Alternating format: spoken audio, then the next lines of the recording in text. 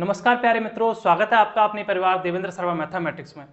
साथियों, तृतीय श्रेणी शिक्षक भर्ती को लेकर शिक्षा मंत्री का एक बयान आया है, जिसको लेकर हमने एक वीडियो भी बनाई थी आपके लिए। आज जो न्यूज़पेपर में खबर छपी है कि शिक्षा मंत्री जी ने थर्ड ग्रेड शिक्षक भर्ती को लेकर एक परीक्षा करवाने का जो है प्रस्ताव रखा है, यानी पुराने नियमों के आधार पर ही ये परीक्षा करवाई जाए, इस प्रकार का प्रस्ताव रखा है। तो जो पुराने नियम हैं, चाहे वो आपके 2013 में आरटेट के 20% अंक जोड़ने के हों, या फिर 2016 में 30% स्नातक अंक का वेटेज जोड़ने को हों, और 2022 में मुख्य परीक्षा के साथ, पात्रता परीक्षा के साथ मुख्य परीक्षा कराने का जो नियम या बदलाव किए गए हों।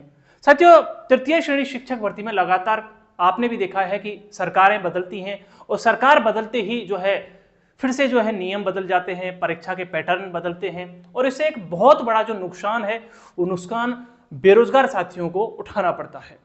हर बार नियम बदलने से बहुत सारे जो है पीड़ित अभ्यर्थी हैं जो इससे झुंझला जाते हैं, परेशान हो जाते हैं, और जो जिस धारा के साथ तैयारी कर रहे थे वो तैयारी अपने प्रॉपर तरीके से नहीं कर पाते। अब बात करते हैं आज के इस बिंदु पर कि तृतीय श्रेणी शिक्षक भर्ती में एक परीक्षा होनी चाहिए या दो परीक्षा, या परीक्षा एक होगी या दो परीक्षा होगी। सबसे पहले मैं आपको बता देता हूं साथियों, पहले 2013 में क्या चलता था कि आरटेट में जो है 20% अंक जो है आरटेट के जोड़े जाते थे परीक्षा में, और 2016 में क्या किया था कि एक रीट परीक्षा होती थी। रीट परीक्षा के 70% अंक और 30% अंक स्नातक का वेटेज इसमें जोड़ा जाता था। अब इस प्रकार के अगर पुराने बदलाव फिर से किए जाते हैं, अगर मान के चलिए स्नातक का कुछ प्रतिशत अब अगर जोड़ने का प्रयास किया जाता है, तो यह निश्चित तौर पर बेरोजगारों के हित में नहीं होगा, क्योंकि आपको भी पता है कि अब फर्जी डिग्रियों की भरमार है।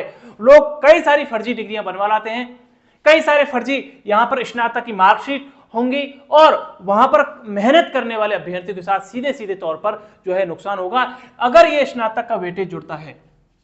तो इसलिए ये इस चीज का हम कतई विरोध करते हैं। स्नातक का बिल्कुल भी जो है भर्ती में वेटेज नहीं जोड़ना चाहिए, क्योंकि इससे फर्जी डिग्री वाले और मेहनत ना करने वाले अभ्यर्थियों का ज्यादा फायदा होगा। वही बात करें हम 2022 से पहले क्या था कि रीट की एक परीक्षा होती थी और परीक्षा के आधार पर जो है एग्जाम लिया जाता, तब तक भी ठीक था। अगर उसके बाद फिर से बदलाव किया पात्रता परीक्षा के साथ मुख्य परीक्षा, और पहले कोचिंग वाले जो कम फीस लेते थे, यानी कम से कम 8 से 10 हजार में जो आपको कोर्स पूरा करवा के देते थे, सीधे तौर पर कोचिंग वालों का इससे फायदा हुआ।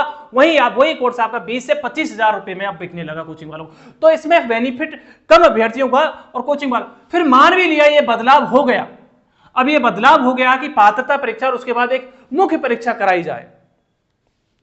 उसके बावजूद फिर से अब यह बयान शिक्षा मंत्री जी का आता है कि शिक्षक भर्ती को फिर से वही एक परीक्षा यानी रीट के अंकों के आधार पर ही जो है आपकी नियुक्ति देने का या मेरिट बनाने का जो है विचार या प्रस्ताव उन्होंने रखा है।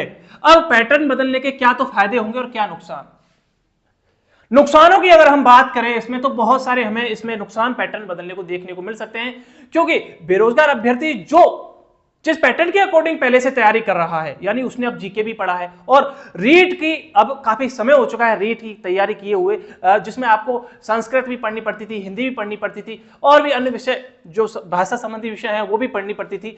तो इन सब की तैयारी करे काफी समय हो गया, अब वो इसके अकॉर्डिंग तैयारी करने लग गया।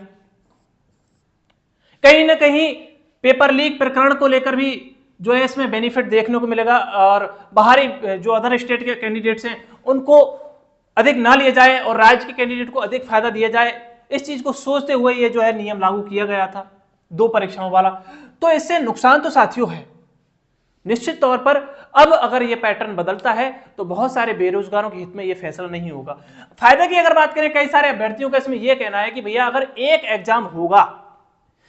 एग्जाम अगर होता है तो उससे समय की बचत होगी और जल्द ही नियुक्ति जो है अभ्यर्थियों को मिल जाएगी, और जो विद्यालयों में शिक्षकों के खाली पद चल रहे हैं वो जल्दी उनको भरा जाएगा, और शिक्षकों की या मैं कहूं कि विद्यालयों की जो स्थिति जर्जर है उसको मजबूत करने में राहत मिलेगी। अब अपने अपने व्यू हैं साथियों। कई सारे साथियों को लगता है कि रीट के अंकों के आधार पर ही जो है नियुक्ति दी जानी चाहिए, मेरिट का निर्धारण किया जाना है, और बहुत सारे साथी जो हैं हमारे वो ये चाहते हैं कि पैटर्न को नहीं बदला जाना चाहिए। जो पुराना पैटर्न है उस पैटर्न के अकॉर्डिंग ही जो परीक्षा होनी चाहिए। अब पैटर्न बदलेगा या नहीं बदलेगा यह तो सरकार के हाथ बात है, लेकिन मेरा स्वयं का निजी विचार इसमें रखूं तो अब इस पैटर्न को बदलना गलत होगा, क्योंकि इस पैटर्न के अकॉर्डिंग बहुत सारे अभ्यर्थी हमारे एक लंबे समय से जो है तैयारी कर रहे हैं, और अब अगर इस पैटर्न को बदला जाता है तो इसका बहुत बड़ा जो नुकसान है वो अभ्यर्थियों को जो है भुगतना पड़ेगा। आज की खबर की अगर माने तो उसमें दो परीक्षा होने से नौकरी में होती है देरी, इस प्रकार के टाइटल डाल के जो एक लेख लिखा गया है कि सरकार का मानना है कि शिक्षक भर्ती के लिए दो परीक्षाओं के फॉर्मूले से बेरोजगारों की परेशानी बढ़ती है। तृतीय श्रेणी शिक्षक भर्ती की तैयारी करने वाले अभ्यर्थियों को पहले रीट परीक्षा में सफल होने के बाद कर्मचारी चयन बोर्ड की मुख्य परीक्षा देनी होती है। दो परीक्षाओं की वजह से देरी से नौकरी मिलती है और जिसका असर स्कूलों की शिक्षा व्यवस्था पर पड़ता है। इस प्रकार का जो है एक लेख है जो राजस्थान पत्रिका की आज जो खबर है उसमें मिलता है। अब बात समझ में नहीं कि बेरोजगारों को इससे राहत मिल रही है या बेरोजगार इससे और हताश हो रहे हैं। निश्चित तौर पे एक बड़ा वर्ग तो यही चाहता है कि ये पैटर्न ना बदले, जिस पैटर्न के अकॉर्डिंग पहले परीक्षाएं होती थी उसी पैटर्न के। वही एक वर्ग ऐसा भी है जो चाहता है कि रीट के अंकों के आधार पर ही जो है आपकी परीक्षा हो। वैसे भी आप अपने निजी विचार रखिए, आप कमेंट सेक्शन के माध्यम से अधिक अपने सुझाव भी रखिए कि क्या इसके फायदे हैं और क्या इसके नुकसान। इसके अकॉर्डिंग ही आगे की जो है रूपरेखा हम निर्धारण करेंगे। निश्चित तौर पर जो लोग आप चाहेंगे, जो बेरोजगारों के हित में होगा, उसे ही कराने का प्रयास किया जाएगा। आप अपने विचार कमेंट सेक्शन में जरूर रखें और अधिक से अधिक साथियों तक इस वीडियो को पहुंचाएं ताकि वो भी अपने विचार रख पाएं। मिलते हैं आपसे नई वीडियो के साथ। जय हिंद।